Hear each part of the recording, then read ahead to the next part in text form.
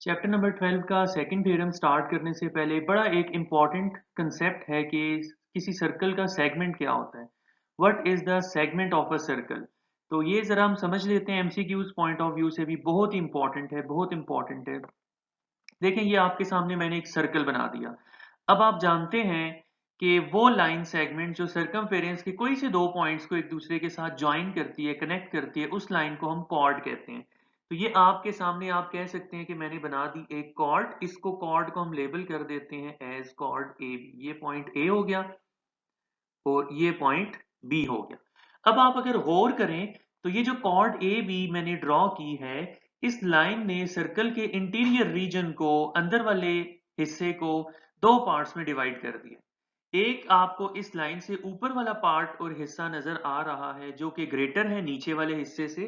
तो आपने याद रखना है कि ये जो ऊपर वाला हिस्सा होगा जो कि ग्रेटर है नीचे वाले हिस्से से, इसको हम कहते हैं मेजर सेगमेंट।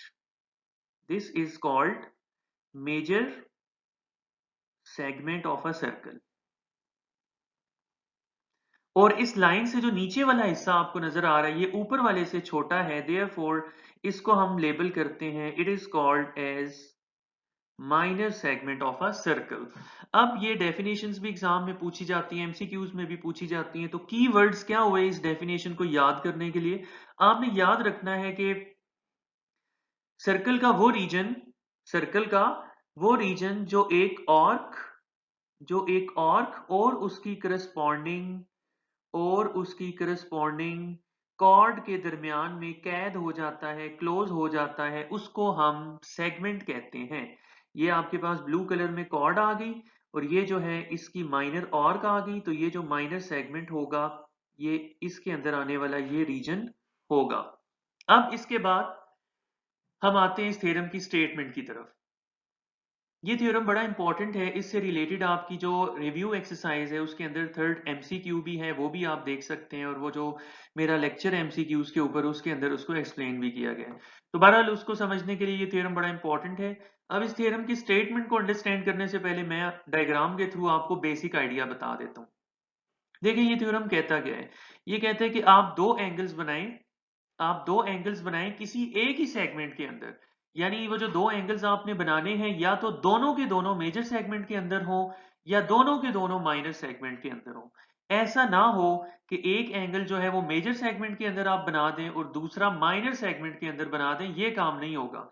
दोनों का जो सेगमेंट होगा वो कॉमन रखना है, आपने सेम रखना है। फिर ऐसे दो एंगल्स के जिनका सेगमेंट सेम हो, कॉमन हो, इक्वल हो, उनको आपने इक्वल प्रूव करके दिखाना है, ठीक है। यानी वो दो एंगल्स जो सेम सेगमेंट के अंदर लाई करते हैं वो दोनों एंगल्स आपस में एक दूसरे के इक्वल होते हैं। अब जरा मैं आपको मेजर सेगमेंट के अंदर दोनों एंगल्स बना के दिखाता हूं, क्योंकि ये जरा बड़ा है, इसमें क्लियर डायग्राम बन सकती है। ये मैंने एक एंगल बना दिया आपके पास, ठीक है जी। इसको हम पॉइंट को कह देते हैं फॉर एग्जाम्पल पॉइंट सी।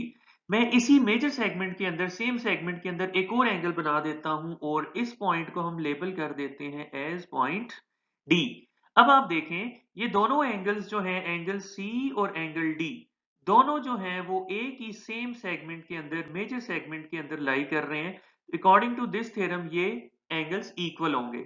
अब अगर एमसीक्यूज में मैं आपसे पूछ लूं, एक एंगल की वैल्यू आपको बताऊं कि 20 डिग्रीज है एंगल सी, और मैं आपसे पूछ लूं एंगल डी कितना होगा, तो आपको आंसर करना चाहिए सेम एज एंगल सी, ये भी 20 डिग्रीज होगा।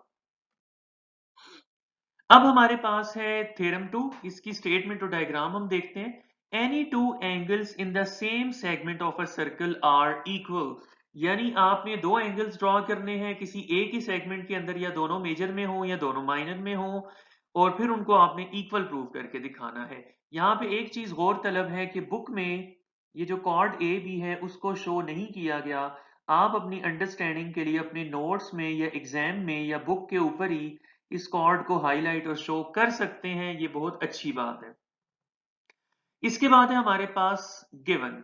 गिवन में हम सबसे पहले बताते हैं कि ये जो दो एंगल्स ऊपर आपको नजर आ रहे हैं, पॉइंट सी और डी के ऊपर बनने वाले एंगल्स, इनके बारे में हमने मेंशन करके बता दिया कि एंगल सी और डी दोनों सर्कम एंगल्स हैं और दोनों एक ही सेगमेंट के अंदर मौजूद हैं। दोनों जो है वो मेजर सेगमेंट के अंदर मौजूद हैं। Both angles share the common segment of the circle.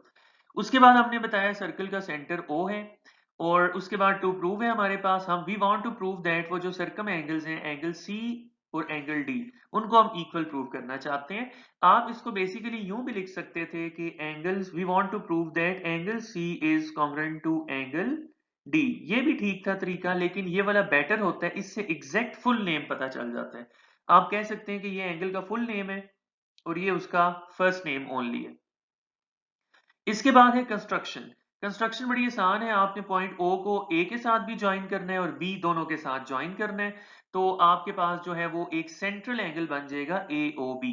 इसके बाद नेक्स्ट स्लाइड में हम अपना जो है वो प्रूफ स्टार्ट करते हैं।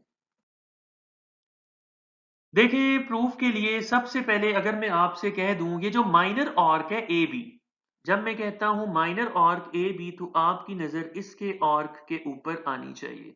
अगर मैं आपसे कहूं कि एक ऑब्जर्वर की हैसियत से इसके ऊपर आप खड़े हो जाएं और आप देखें, तो आपके ऑपोजिट जो सेंट्रल एंगल पड़ेगा, सामने आएगा, वो कौन सा होगा? ये वाला एंगल ए ओ बी। इस बात को यहाँ पे हम बता देते हैं कि standing on the same arc A B of the circle, minor arc की बात हो रही है, AOB is the central angle. ये कंस्ट्रक्शन में हमने देखा था, क्योंकि O को A और B के साथ मिलाया था, तो ये सेंट्रल एंगल बन गया था। इसके बाद आप देखो कि हमने प्रीवियस लेक्चर में, फर्स्ट लेक्चर में सीखा था कि ये दोनों सर्कम एंगल हैं, क्योंकि इनका वर्टेक्स सर्कल के सर्कमफेरेंस के ऊपर मौजूद है। तो ये दोनों एंगल C और एंगल D दोनों हमारे पास सर्कम एंगल्स हैं। इनके नाम भी हम मेंशन करके बता देते हैं कि एंगल ACB और एंगल ADB दोनों सर्कम एंगल्स हैं। ये हमें गिवन था। अभी तक हमने सिर्फ दो बातें की हैं। हमने सेंट्रल एंगल को हाईलाइट करके बताया वो कौन सा है, AOB है। उसके बाद हमने सर्कम एंगल्स को हाईलाइट करके बताया कि वो कौन कौन से हैं, तो ACB और ADB हो गए। अब हम फर्स्ट थ्योरम को इस्तेमाल करेंगे। फर्स्ट थ्योरम में हमने पढ़ा था कि जो सेंट्रल एंगल होता है वो 2 टाइम्स ग्रेटर होता है अपने सर्कम एंगल से। यानी ये जो एंगल AOB है, ये एंगल C से 2 गुना बड़ा होगा। इसी तरह एंगल AOB इस एंगल D से भी 2 टाइम्स ग्रेटर होगा। अगर आपको इस बात की समझ नहीं आई, तो आप फर्स्ट थ्योरम का जो लेक्चर है उसको देखें। तो हमने बता दी, according to first theorem, angle AOB is equal to, angle AOB is equal to 2 multiplied by angle ACB। यहाँ पे एक बात बड़ी और तलब है कि बुक वालों ने जिस तरीके से ये रीजन मेंशन की हुई है बाय थ्योरम 1, आपका स्कूल का एग्जाम हो या आपका बोर्ड का एग्जाम हो, इस तरीके से रीजनिंग आपने कभी भी नहीं देनी। ये गलत तरीका है। आपने इसकी जगह पर थ्योरम नंबर 1 की फुल स्टेटमेंट को लिखना है। उसे आप जुबानी याद कर लें या अपने वर्ड्स में लिख दें। बेसिक आइडिया बड़ा आसान है। आप कह दें कि central angle is twice as large as the circum angle, अपने वर्ड्स में आप लिख दें, तो वो ठीक होगा। अदरवाइज ये तरीका ठीक नहीं होता। इसी तरह आप देखें, एंगल AOB एंगल ADB से भी ग्रेटर होगा, क्योंकि AOB सेंट्रल एंगल है और ये उसका करस्पॉन्डिंग सर्कम एंगल है। अब आप देखें इक्वेशन नंबर 1 और 2, इनकी लेफ्ट हैंड साइड्स इक्वल है, तो राइट हैंड साइड्स भी इक्वल होंगी। यानी वो जो ट्रांजिटिव प्रॉपर्टी आपने पढ़ी हुई है कि A बराबर हो B के और A बराबर हो C के, तो इट मींस B बराबर होता है C के। तो बाय दिस रूल हम इन दोनों की राइट हैंड साइड्स को भी एक दूसरे के इक्वल कर देंगे, because they share the same left hand sides. तो 2ACB will be equal to 2ADB। दोनों साइड्स को आप 2 पर डिवाइड कर दें, तो आपके पास जो रिजल्ट था वो प्रूव हो जाएगा।